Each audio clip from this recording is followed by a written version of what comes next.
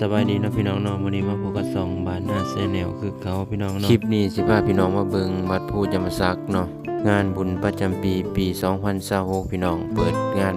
มือแรกด้วยมื้อนี้เนาะปีนี้เปิดงานที่ว่ายิ่งใหญ่เนาะพี่น้องเนาะครบรอบ25ปีเป็นเมืองมรดกโลกแห่งที่2ของสปป.ลาวสำหรับท่านใดอยากมาก็สามารถมาได้เนาะพี่น้องเนาะงานเพิ่นเดิมวันที่21วันที่2ปี2026เดือนกุมภาพันธ์พี่น้องเนาะสามารถมาได้พี่น้องงานเพิ่นจัดยิ่งใหญ่ทุกปีพี่น้องเนาะจัด3 มื้อ 3 คืนได้ปล่อยโดรน500กว่าลำพี่น้องเนาะถือว่าสวยงามฮอดยามกว่าคืนเดียวเฮาสิเก็บภาพบรรยากาศให้พี่น้องได้เบิ่งเด้อเนาะตอนนี้เฮาขี่รถมาก็ถือว่าใกล้สิฮอดแล้วพี่น้องมาเบิ่งแม่ค้าเช้าขายอยู่ทางบ้านเฮาเนาะเส้นทางบริเวณอ้อมข้างก็ถือว่ายังเป็นดินแดงอยู่พี่น้องบริเวณภายในก็เป็นทางลาดยางเนาะเฮาสิบ่ได้เข้าไปแต่เฮาขี่อ้อมเข้าทางบัดภูพี่น้องอ้อมเข้าทางบ้านน้องสาเนาะสำหรับท่านใดอยากมาก็บ่อนจอดรถก็สะดวกสบายพี่น้องเอ้ยรถจักรก็ราคา 20,000 กีบไปพี่น้องบ่ว่าระยะห่างสิพาพี่น้องเข้ามาทางในกันเลยเนาะตอนนี้เฮาก็มาเบิ่งน้องๆนักเรียนเนาะซ้อมเต้นซ้อมพรพี่น้องอันนี้ก็เป็นน้องๆนักเรียนเนาะเรียนชั้นมัธยมม.ต้นม.ปลายในตัวเมืองจำปาสักเนาะมาเบิ่งการแสดงของน้องๆนักเรียนเนาะพี่น้องว่าสิสวยงามส่ำใดพี่น้องเพิ่นก็แสดงละครเพื่อนบ้านย้อนยุคพี่น้องให้พี่น้องได้รำลึกความเก่าความหลังท่านใดได้มาก็สามารถเข้ามาเบิ่งอยู่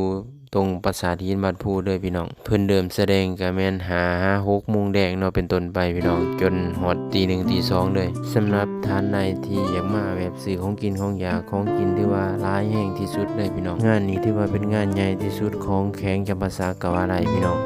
สายปาร์ตี้สายกินก็มีครบทุกอย่างพี่น้องบอกเลยมางานนี้จบในงานเดียวพี่น้องมีทุกอย่างพี่น้องเนาะสำหรับสายแบบสายปาร์ตี้ยังก็สามารถมีบุตรยังเข้าโรงพี่น้องมีบุตรมีวงดนตรีบ่ไปซั่นสายหมอลำสำหรับผู้เฒ่าก็มีหมอลำพี่น้องเอ้ยบอกว่ายิ่งใหญ่อลังการเลยงานนี้เขาเปิดงานประมาณวันที่31วันที่2เนาะพี่น้องเดี๋ยวเฮาสิไปถ่ายบรรยากาศกลางคืนให้พี่น้องเบิ่งเด้อสามารถฝากกดติดตามกดไลค์กดแชร์ไว้ได้พี่น้องเพื่อสิบ่ได้พลาดคลิปใหม่ๆของพวกเฮาเนาะพี่น้องไปบ่ว่าระยะห่างเดียวมาเบิ่งน้องๆเฮาซ้อมการแสดงกันเลยส่วนใดที่ติดลิขสิทธิ์เดียวเฮาสิตัดออกก็อาจสิบ่มีเสียงก็ขอโทษขออภัยนำเด้อพี่น้องเมืองแห่งความงามทางธรรมศาสตร์มาตั้งแต่อดีตกาลจนถึงปัจจุบันดินแดนอันเป็นที่กล่าวขานของคนทั่วโลกว่ามีธรรมศาสตร์แสนงดงามเช่นพรประเพงสัญญานามแห่งมุขของแม่น้ำของแห่งความมหัศจรรย์ของลีขีและธรรมศาสตร์ที่บรรจงสร้างสรรค์อย่างลงตัวของมหานครศรีพันดรและที่สำคัญที่สุดแห่งหนึ่งที่เป็นเอกลักษณ์โดดเด่นในเอเชียบุรพานั่นคือปราสาทหินวัดภูจำปาสัก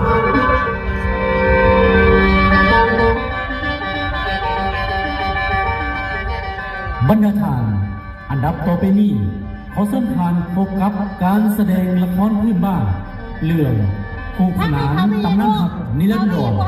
ข้าวขาและนางสีดาเข้าไป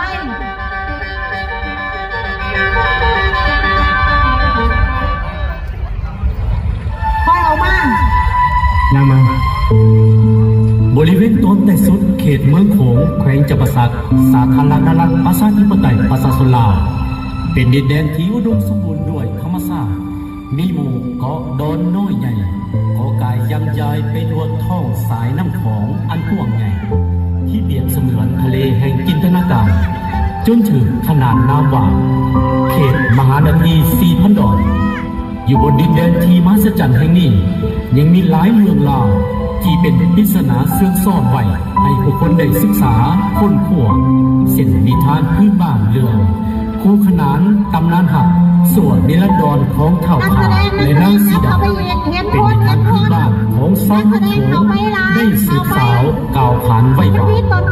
กาลครั้งหนึ่งในอดีตมีบ่าวสาวคู่หนึ่งชื่อเถ่าขาและนางสีดาทั้งสองเป็นคู่ครองผัวเมียด้วยความหักอันงดงามและบริสุทธิ์พวกเขาทั้งสองต่างครองหักและอยู่กินน้ำกันอย่างมีความสุขวันหนึ่งเขาทั้งสองได้เดินทางด้วยการลองแพไปตามลำน้ำของในแพประกอบมีวัตถุเครื่องของและสัตว์เลี้ยงที่พวกเขา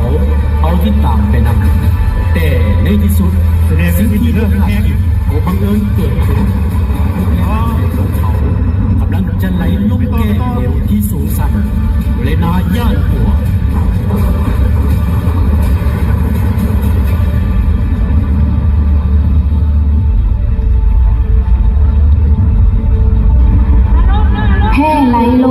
แก่ ออกตายแล้ว เปลวกองหิวสั้น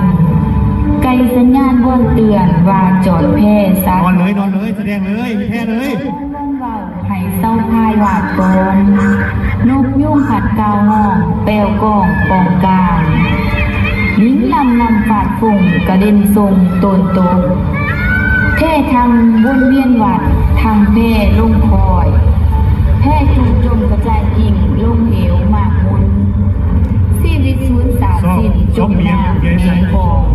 ไป ทั้งคูแพร่หมอดเมียลงเหือเหวหินซุ่มหมูสัตว์ทั้งมวลเราตายสูญเกี่ยง ถึงว่าซี่ว่าเสียงดวงวิญญาณกลับเกิด อ้ายคาเกิดเป็นป่านั่งสิดาเกิดเป็นนกน้อยค่อยขาอ้ายอยู่ฝั่งคลองป่าคาลอยลองนำส้นสื่นสายคาลานกสิดาบินบนภูเที่ยงโบวางเว้นเป็นสัญญาคำมันสำคัญบ่เห็นเดียวอมตะกลมเกลี่ยวพุ่งมันส่วนนิรันดร์แท้แล้ว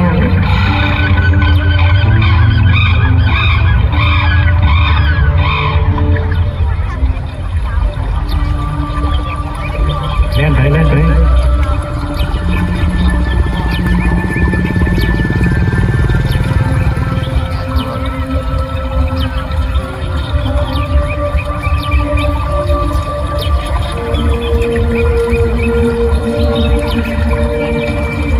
ละครทุกตัวเพชรอยู่แสดงแท้นะเงียบๆเต็มใจพร้อม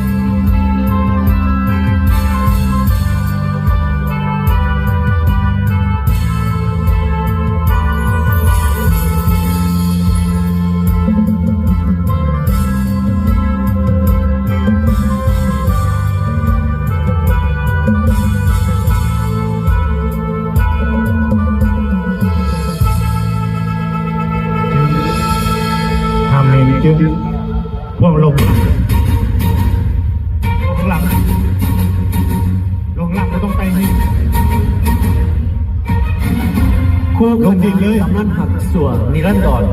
ตีความหมายจากนิทานพื้นบ้าน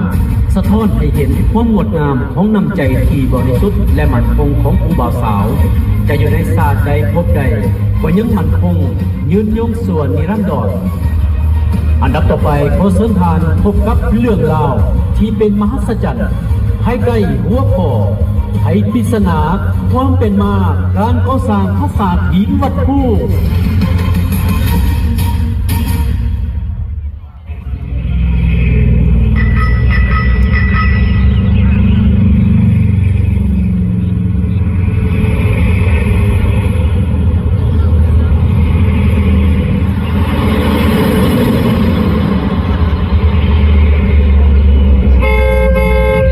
สบายดียินดีต้อนรับทุกท่านสู่แขวงจำปาสัก สบายดีถามพ่อห้องบนบ่ บ่โดนดอกข่อยกับพวกมาหอดคือกัน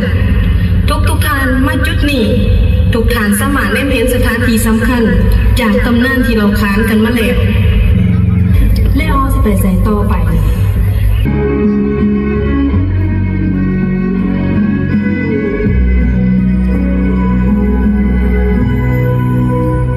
กรุงพระสารยิบันผูกเป็นสถานที่ศักดิ์สิทธิ์โดดเด่นทางด้านศิลปะ